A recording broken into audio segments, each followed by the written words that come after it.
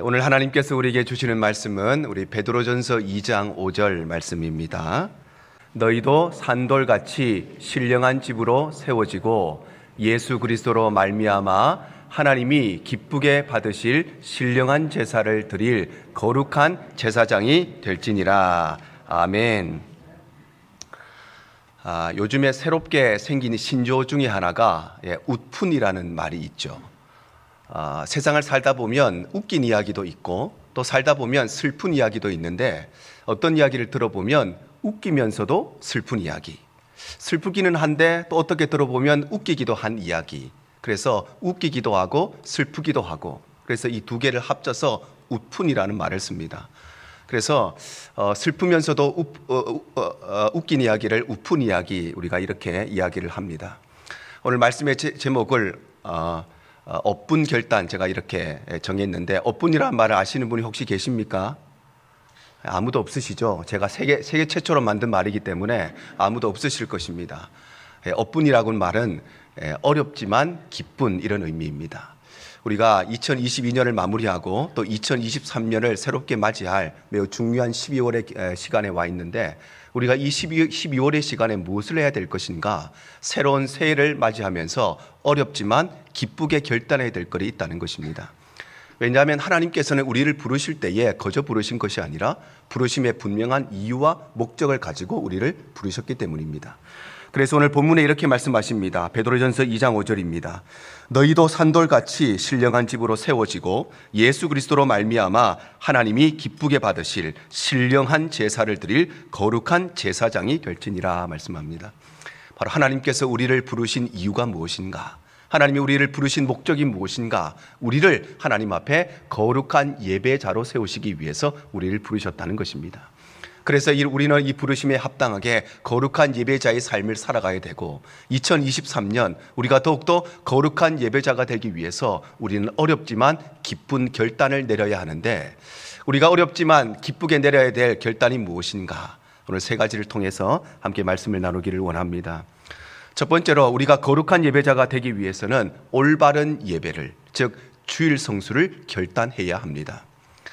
하나님을 섬기는 우리 모든 그리스도인들에게 있어서 하나님을 예배하는 것, 하나님 앞에 예배를 올려드리고 주일 성수하는 것, 그것은 아무리 말하여도 부족함이 없는, 아무리 말하여도 과함이 없는 우리의 존재의 이유이자 목적이고, 또 우리가 살아가는 우리의 삶의 핵심과 또 본질이기도 합니다. 왜냐하면 하나님을 예배하는 것은 인간 스스로가 하는 것이 아니라, 하나님을 예배하는 것은 하나님께서 결정하시고 우리에게 명령하신 것이기 때문입니다. 창세기 2장 1절에서 3절이 이렇게 말씀합니다. 천지와 만물이 다 이루어지니라. 하나님이 그가 하시던 일을 일곱째 날에 마치시니 그가 하시던 모든 일을 그치고 일곱째 날에 안식하시니라. 하나님이 그 일곱째 날을 복되게 하사 거룩하게 하셨으니 이는 하나님이 그 창조하시며 만드시던 모든 일을 마치시고 그날에 안식하셨음이라 말씀합니다. 바로 하나님은 6일 동안 이 땅의 모든 창조 세계를 다 만드시고 일곱째 날 안식하셨다는 것입니다. 하나님께서 왜 일곱째 날 안식하셨을까요? 6일 동안 이 세상 천지 만물을 다 만드시다 보니까 좀 피곤하셔서, 좀 고단하셔서 그래서 일곱째 날 안식하셨을까요? 그렇지가 않죠. 성경은 이렇게 말씀하십니다. 이사야 40장 28절입니다. 너는 알지 못하였느냐? 듣지 못하였느냐? 영원하신 하나님 여호와 땅끝까지 창조하신 이는 피곤하지 않으시고 곤비하지 않으신다 말씀합니다. 바로 우리 하나님은 피곤하지 않으신 분이시고 곤비하지 않으신 분이십니다. 하나님은 피곤하지도 않으신데 왜 하나님이 일곱째 날에 안식하셨을까요? 그것은 다름 아니라 이 일곱째 날을 거룩하게 하시고 구별하시고 복되게 하시고, 이 날을 통해서 하나님께서 우리를 통해서 예배를 받으시고 예배하신 은혜를 우리에게 주시기 위해서, 그래서 이 일곱째 날을 거룩한 날로 정하신 것입니다. 그래서 하나님께서는 우리 인간을 만드실 때에 우리 인간을 하나님을 예배하고자 하는 목적, 하나님을 예배하며 살아가는 존재로 우리를 만드셨습니다. 창세기 1장 27절과 31절입니다. 하나님이 자기 형상 곧 하나님의 형상대로 사람을 창조하시되 남자와 여자를 창조하시고 하나님이 지으신 그 모든 것을 보시니 보시기에 심히 좋았더라. 저녁이 되고 아침이 되니 이는 여섯째 날이니라 말씀합니다. 하나님이 흙으로 우리 인간을 만드시고, 그리고 우리 인간으로 하여금 남자와 여자를 구별하여 만드셨는데 특별히 우리를 여섯째 날에 만드셨다는 것입니다. 하나님께서 첫째 날부터 여섯째 날까지 창조 사역을 실행하시면서 우리 인간을 왜 마지막 날, 여섯째 날 만드셨느냐? 그것은 다름 아니라 우리 인간은 이 땅에 존재하자마자 가장 먼저 안식일을 맞이하게 하기 위해서, 우리 인간이 다른 일 하기 전에 가장 먼저 하나님을 예배하는 일을 하게 하기 위해서, 우리 인간이 만약 첫째 날 창조되었다면 이 일 저 일 다 하다가 며칠이 지나서야 안식일을 맞이하고 주일 성수하고 예배를 드렸을 것입니다. 그런데 우리 인간은 여섯째 날 창조되었기 때문에 창조되자마자 가장 첫 번째로 주일을 맞이하고 안식일을 맞이하고 가장 먼저 한 일이 하나님을 예배하는 일이었다는 것입니다. 그래서 하나님께서는 십계명을 통해서도 우리에게 이렇게 말씀하십니다. 출애굽기 20장 8절에서 11절입니다. 안식일을 기억하여 거룩하게 지키라. 엿새 동안은 힘써 내 모든 일을 행할 것이나 일곱째 날은 내 하나님 여호와의 안식일인즉 너나 내 아들이나 내 딸이나 내 남종이나 내 여종이나 내 가축이나 내 문 안에 머무는 객이라도 아무 일도 하지 말라. 이는 엿새 동안에 나 여호와가 하늘과 땅과 바다와 그 가운데 모든 것을 만들고 일곱째 날에 쉬었음이라. 그러므로 나 여호와가 안식일을 복되게 하여 그날을 거룩하게 하였느니라 말씀합니다. 십계명은 하나님께서 우리에게 주신 10가지 계명이지요. 십계명은 출애굽기 20장 3절 말씀부터 17절 말씀까지 15절에 걸쳐서 기록이 되어져 있습니다. 그런데 이 15구절 안에 하나님께서는 무려 3분의 1을 할애하셔서 안식일에 대해서, 예배 드리는 일에 대해서, 주일 성수하는 일에 대해서 강조하고 계시고 있다는 것입니다. 이것은 다름 아니라 하나님께서 우리에게 예배라는 것을 얼마나 강조하고 계시는지, 우리가 하나님 앞에 예배드리고 주일 성수하는 것을 얼마나 중요하게 여기시는가를 잘 말씀하고 있는 것입니다. 가끔 이런 질문을 하시는 분들이 있습니다. 목사님, 하나님이 살아계신데 왜 우리의 인생에는 이렇게 고통이 많은 것입니까? 하나님이 살아계신데 우리 인생의 고통과 슬픔 가운데 하나님은 과연 무엇을 하고 계신다는 말입니까?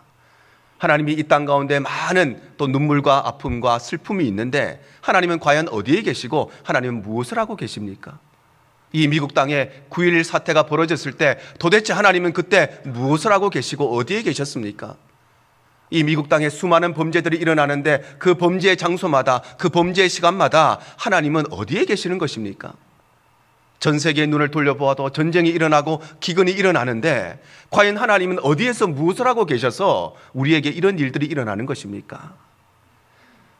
사랑하는 성도 여러분, 우리가 해야 될 질문은 하나님이 어디에 계시는가? 하나님이 무엇을 하고 계시는가? 그것이 우리의 질문이 아니라 우리가 던져야 될 질문은 왜 이 나라 미국 땅이 하나님을 떠났는가? 왜 이 나라 미국 땅이 하나님을 몰아내었는가? 하나님을 쫓아내었는가? 그것을 질문해야 되는 것입니다.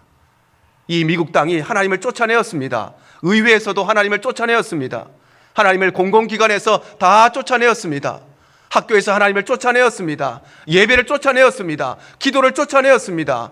공립학교에서 이루어지던 모든 주기도문을 다 추방시켜버렸습니다. 하나님을 쫓아낼 때는 언제고 지금 와서 하나님이 어디 있느냐고 묻는 것입니까? 이 나라가 하나님의 주권을 인정하지 아니하고 하나님의 통치와 다스림을 거부할 때는 언제이고 지금 와서 하나님이 어디 있고 하나님이 왜 안 도와주시냐고 이야기하는 것입니까? 그 질문 자체가 잘못된 것이죠. 사랑하는 성도 여러분, 이 나라 미국이 왜 하나님의 은혜와 복을 받았습니까?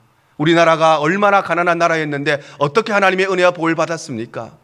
대단한 지식이 있고 대단한 열심이 있어서 복을 받았습니까? 그렇지 않습니다.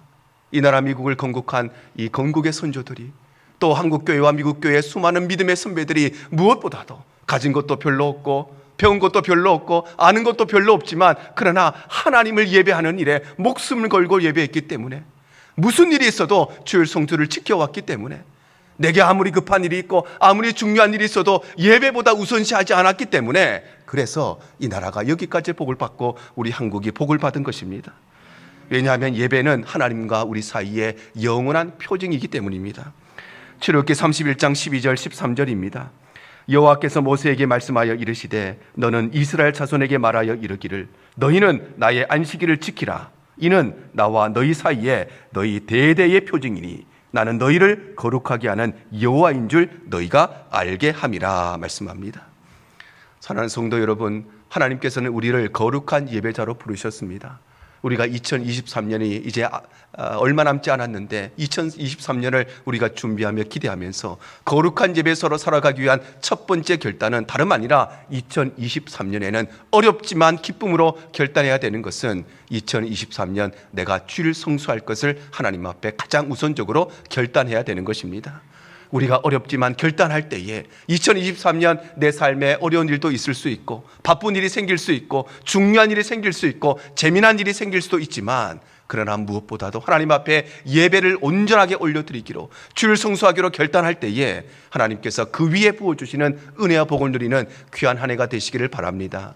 이것이 우리가 2023년을 기대하면서 어렵지만 기쁨으로 결단해야 되는 예배의 결단인 것입니다. 두 번째로 우리가 올바른 예배자가 되기 위해서는 온전한 헌금을 결단해야 합니다. 하나님께서는 올바른 예배가 되기 위한 최소한의 조건으로 온전한 헌금을 제정하셨습니다. 출애굽기 4장 3절과 창세기 4장 3절과 4절 상반절입니다. 성경이 이렇게 말씀하십니다. 세월이 지난 후에 가인은 땅의 소산으로 제물을 삼아 여호와께 드렸고 아벨은 자기도 양의 첫 새끼와 그 기름으로 드렸다 말씀합니다. 바로 가인과 아벨이 하나님 앞에 예배를 드리면서 그냥 드린 것이 아니라 제물을 하나님 앞에 바쳤다는 것입니다. 그런데 놀라운 것은 이 가인과 아벨의 제사가 기록되어 있는 창세기 4장 이전에 제물에 대한 말씀은 성경에 기록되어 있지 않다는 것입니다. 성경에 기록되어 있지 않는데도 불구하고 가인과 아벨이 어떻게 하나님을 예배하면서 제물을 드렸는가? 하나님 앞에 제물을 올려드리는 것은 예배하는 자에게 굳이 말하지 않아도 너무나 자연스럽고 너무나 당연한 일이기 때문에 그런 것입니다. 그런데 시간이 지나고 세월이 흐르면서 헌금에 대한 개념이 사라지고 그래서 하나님께서는 다시 한번 분명하게 이렇게 말씀하십니다. 레위기 1장 1절에서 3절입니다. 여호와께서 회막에서 모세를 부르시고 그에게 말씀하여 이르시되 이스라엘 자손에게 말하여 이르라 너희 중에 누구든지 여호와께 예물을 드리려거든 가축 중에서 소나 양으로 예물을 드릴지니라. 그 예물이 소의 번제이면 흠없는 수컷으로 회막문에서 여호와 앞에 기쁘게 받으시도록 드릴지니라 말씀합니다. 바로 하나님께서는 어떻게 예배 드려야 될 것인가 번제로 예배 드려야 된다고 말씀하시면서 번제라고 하는 예배의 종류를 제정하시고 동시에 이 번제라고 하는 예배에는 어떤 예물을 드려야 하는지 분명하게 하나님께서 정해서 말씀하신 것입니다. 뿐만 아니라 번제뿐만 아니라 소제와 화목제와 속죄제와 속건제라는 예배의 형태를 하나님께서 결정하시고 우리에게 요구하신과 동시에 하나님께서는 각 예배에 맞는 제물을 정하셔서 우리에게 바치라고 명령하신 것입니다. 특별히 하나님께서는 11조에 대해서 이렇게 말씀하시죠. 말라기 3장 10절입니다. 만군의 여호와가 이르노라 너희의 온전한 11조를 창고에 들여 나의 집에 양식이 있게 하고 그것으로 나를 시험하여 내가 하늘 문을 열고 너희에게 복을 쌓을 것이 없도록 붙지 아니하나 보라 말씀합니다. 바로 하나님께서 우리에게 말씀하시기를 너희가 내게 11조를 드리면 내가 너희를 축복을 하는지 안 하는지 나를 시험해 보라고 말씀하시는 것입니다. 언젠가 어떤 목사님 모임 갔다가 은퇴하신 연로하신 목사님이 이런 말씀을 하시는 것을 들었습니다. 평생을 이민교회를 섬기시고 은퇴를 하셨는데 후배 목사들에게 이런 권면을 하셨습니다. 이민교회 목사가 해서는 안 되는 설교의 제목이 있다는 것입니다. 이민교회 목사는 첫 번째로 이혼에 대해서는 설교하면 안 되고 두 번째는 가정에 대해서는 설교하면 안 되고 세 번째는 헌금에 대해서는 설교하면 안 된다. 왜냐하면 성도들에게 부담이 되기 때문에 이 세 가지 설교를 하면 안 된다는 것입니다. 물론 후배들의 목회를 걱정하시는 그 권면의 말씀은 감사한 이야기지만 저는 그 말씀에 동의하지 않습니다. 왜냐하면 설교의 목사의 설교는 하나님의 말씀을 전하는 것이지 우리의 상황과 여건을 따라서 해야 될 말을 해야 되는 것이 아니기 때문입니다.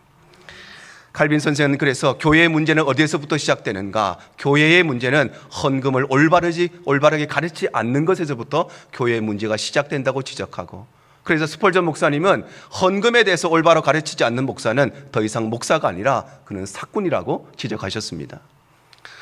우리 교회 초대 목사님이신 이익관 목사님이 쓰신 좋은 교회, 좋은 교인 아마 우리 성도분들도 다 읽어보셨으리라 생각합니다. 그 책에 보면 이런 이야기가 나옵니다. 우리 한국 전쟁 때 6.25 전쟁 때 한 권사님께서 피난길에 오르십니다. 그래서 자신의 재산을 다 정리했는데 정리를 다 하고 나니 손에 800원이라는 돈이 쥐어졌습니다. 그런데 피난길에 오르려고 하니까 두려움도 있고 걱정도 있고 염려도 있습니다. 그래서 하나님 앞에 엎드려 기도하기를, 하나님께서 저를 안전하게 부산까지 피난길에 인도하시면 저의 전 재산 800원 중에 400원을 하나님 앞에 헌금을 드리기로 서원을 합니다. 그리고 출발을 합니다. 하나님께서 그의 기도대로 그를 지키시고 인도하여 주시고 하나님께서 안전하게 부산까지 도착할 수 있도록 은혜를 베푸셨습니다.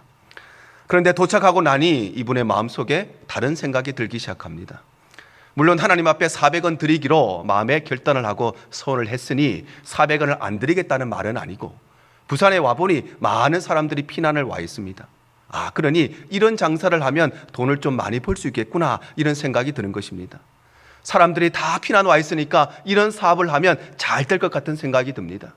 그래서 내가 400원을 하나님 앞에 작정했지만 내가 가지고 온 전 재산 이 800원을 가지고 더 큰 사업을 해서, 그래서 4,000원으로 불려서 4만 원으로 불려서 10배 100배로 하나님 앞에 드려야지, 그런 마음을 가지고 800원을 가지고 사업을 시작하고 계약을 합니다.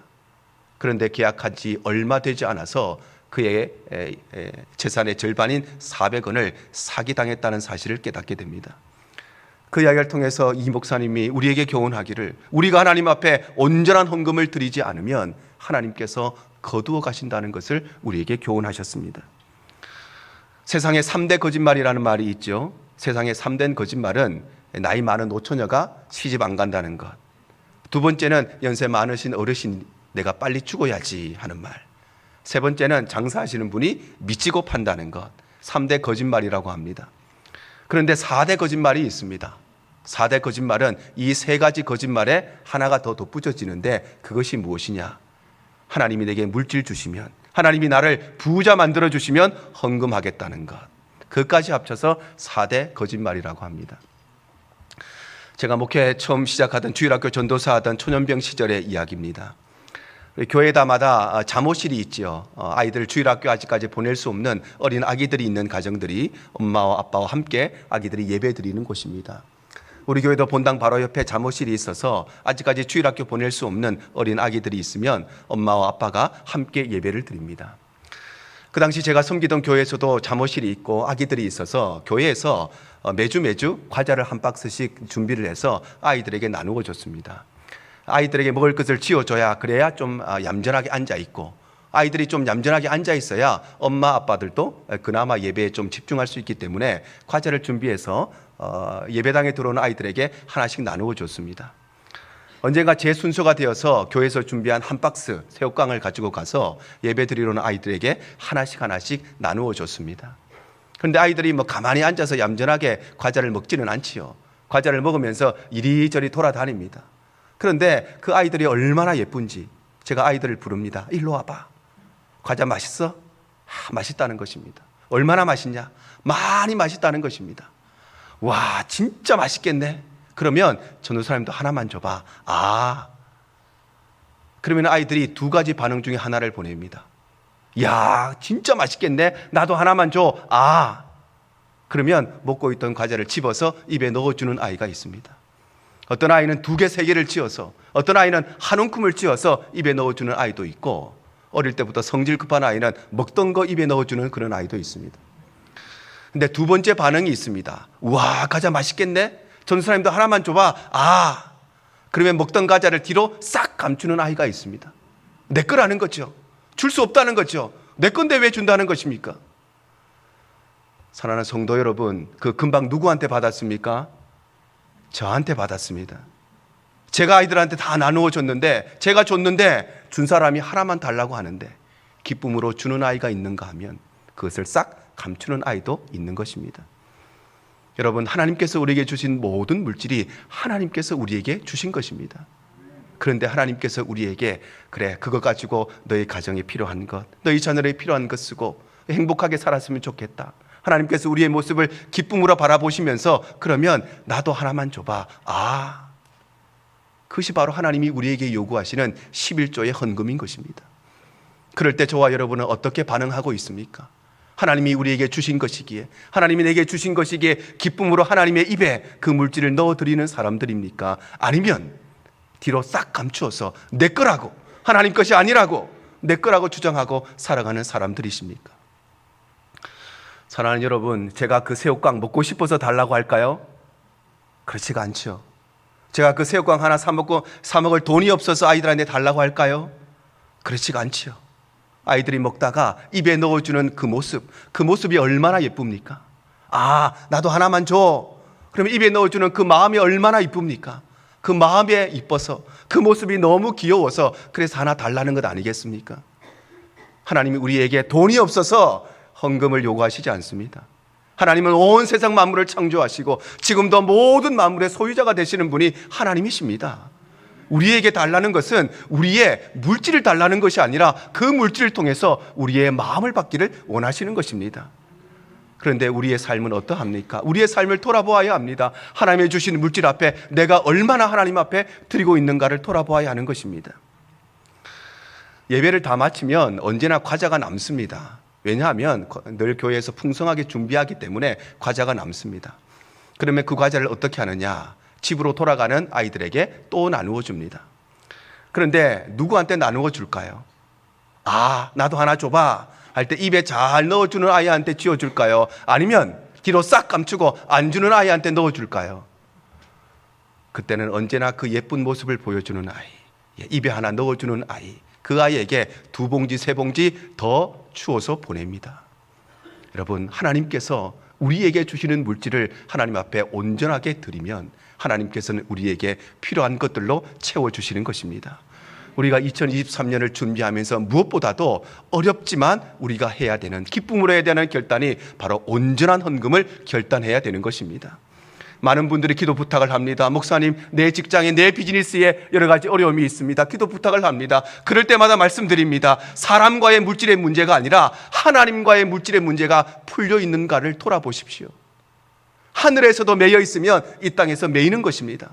하나님과 나와의 관계에서 물질의 문제가 매여 있다면 반드시 내 삶의 사랑과의 관계에서도 매이는 문제가 생기는 것입니다. 사랑하는 성도 여러분, 2022년 여러분 온전한 헌금을 결단하셔서 온전한 헌금 위에 부어주시는 하나님의 은혜와 복을 누리는 복된 한 해가 되시기를 바랍니다. 이것이 바로 어렵지만 기쁨으로 결단해야 되는 우리의 업분 결단인 것입니다. 세 번째로 우리가 거룩한 예배자가 되기 위해서는 헌신의 수고를 결단해야 합니다. 하나님께서는 이 세상의 모든 만물을 함께 공존하고 공동체로 살도록 만드셨습니다.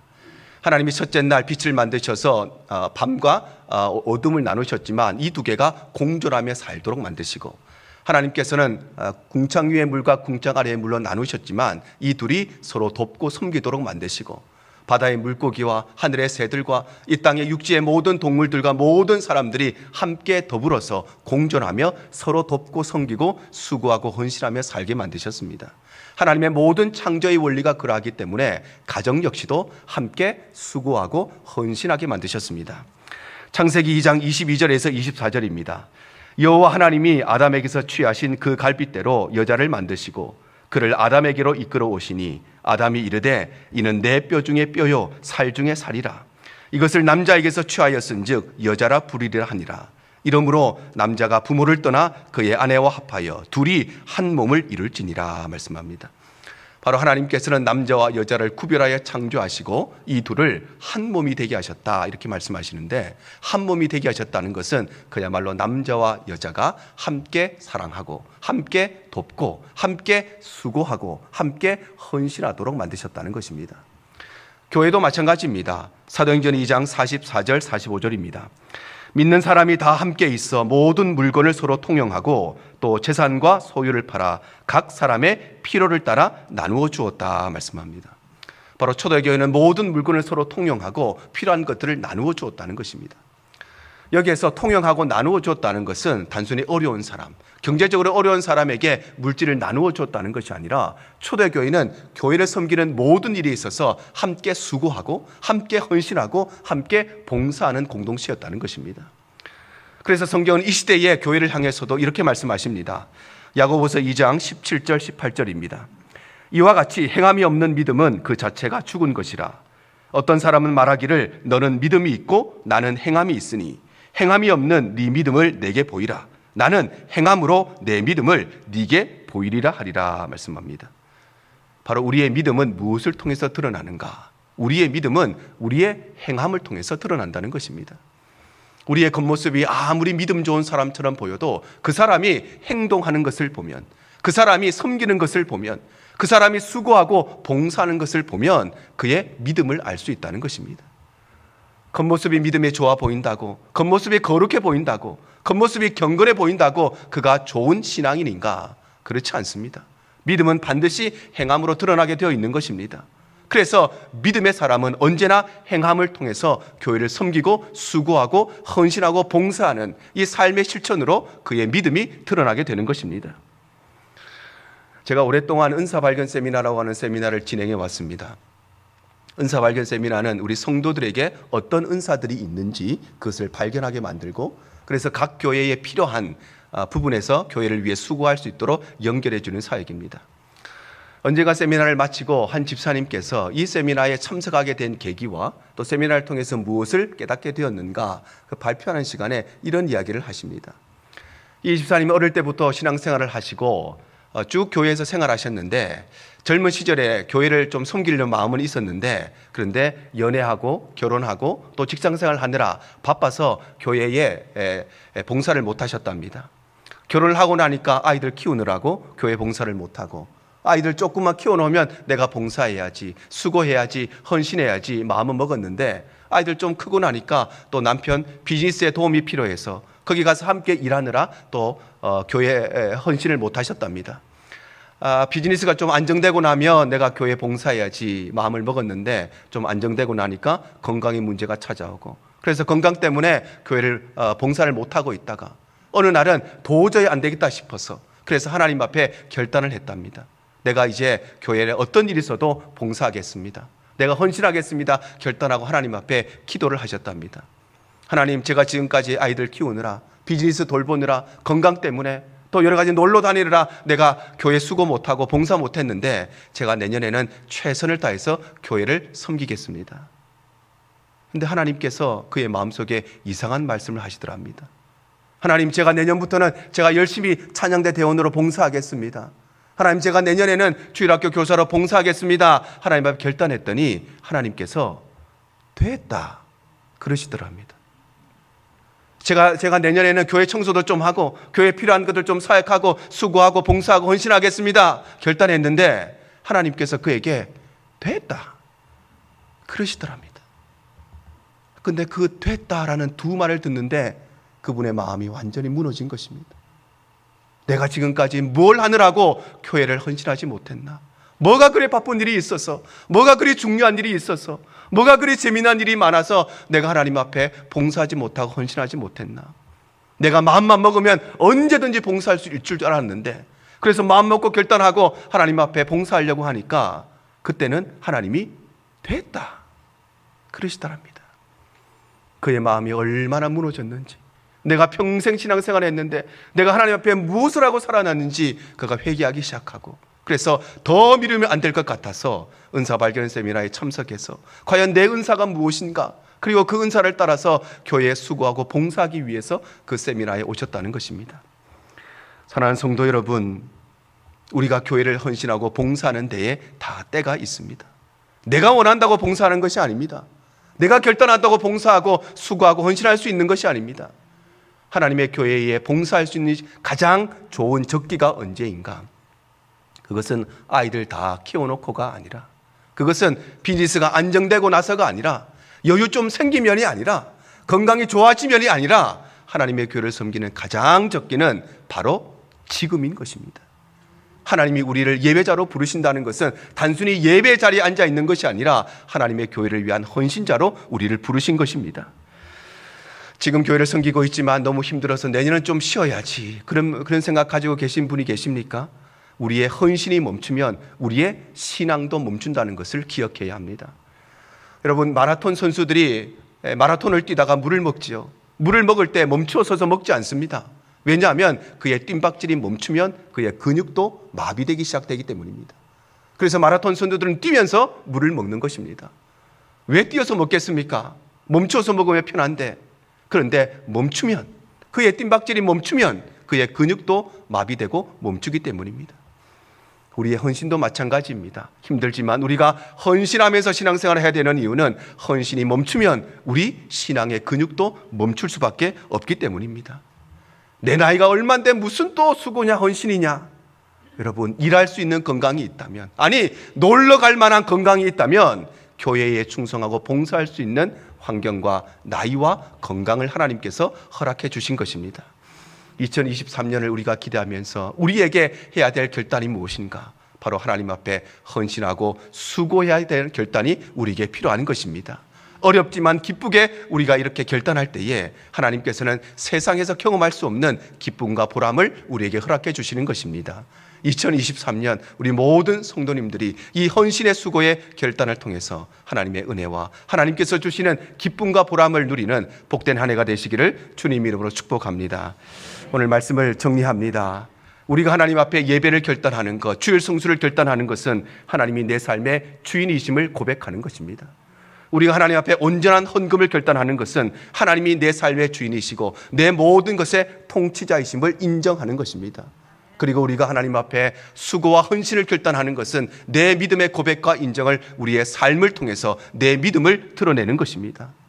올해도 어려웠지만 내년은 더 어려운 한 해가 될 것이라는 암울한 전망이 있지요. 정치도 어려워질 것이고 도덕적으로 윤리적으로 더 어려운 시대가 될 것이고 특별히 경제적으로 더 어려운 한 해가 될 것이라는 그런 전망들이 있습니다.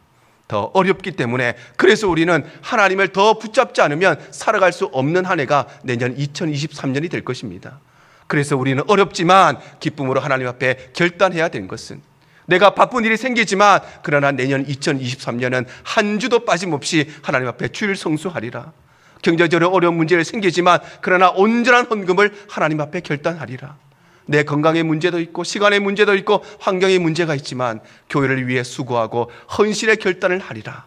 이 세 가지의 결단을 할 때에 하나님께서는 우리에게 이 모든 것을 뛰어넘을 수 있는 갑절의 은혜로 채워줄 줄 믿습니다. 우리 대형의 모든 성도들이 어렵지만 기쁜 결단, 이 엎은 결단을 통해서 하나님의 놀라운 은혜를 경험하는 복된 한 해가 되시기를 주님 이름으로 축복합니다. 이것이